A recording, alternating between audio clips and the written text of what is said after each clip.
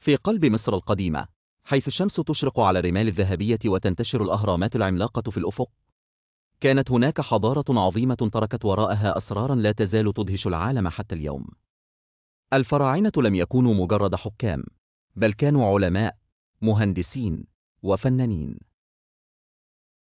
كل حجر في الأهرامات وكل نقشة على جدران المعابد تحمل قصة. ولكن كيف استطاعوا بناء هذه الهياكل الضخمة؟ كيف طوروا علم التحنيط الذي يبقي أجساد الملوك حية عبر الزمن؟ كيف كانوا يفسرون الحياة والموت؟ لنبدأ أولاً ببناء الأهرامات، تلك الهياكل المدهشة التي لا تزال تثير دهشة العالم. كيف استطاع الفراعنة بناء هذه الصروح الضخمة باستخدام أدوات بدائية؟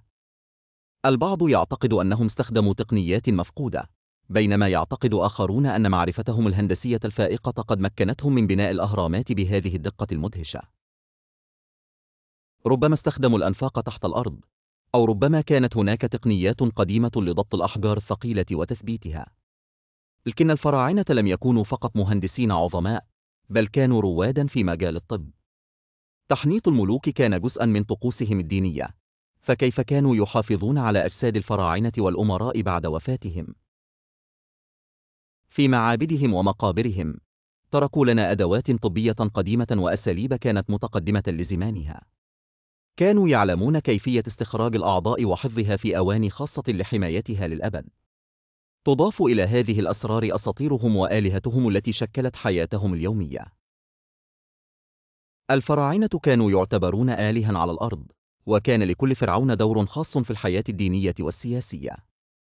من إيزيس إلى رع، كانت الآلهة جزءاً لا يتجزأ من كل جوانب حياتهم، وكانوا يؤمنون أن الحياة بعد الموت كانت جزءاً من دورة طبيعية، حيث يواصلون عيشهم في عالم آخر.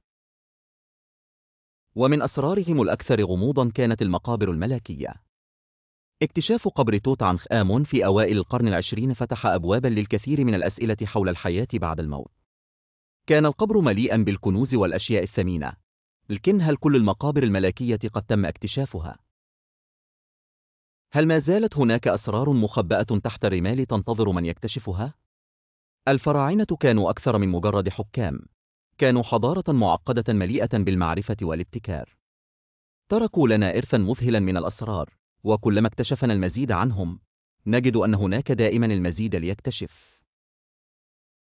فهل سنتمكن يوماً من فك كل الألغاز التي تركوها لنا؟ أم ستظل أسرارهم مختبئة في الرمال إلى الأبد؟ أسرار الفراعنة ليست مجرد قطع أثرية في المتاحف، بل هي مفاتيح لفهم الحضارة المصرية القديمة. ومع كل اكتشاف جديد، تظل مصر العظيمة تكشف عن جوانب جديدة من علمها وفنونها وحكمتها التي غيرت مجرى التاريخ.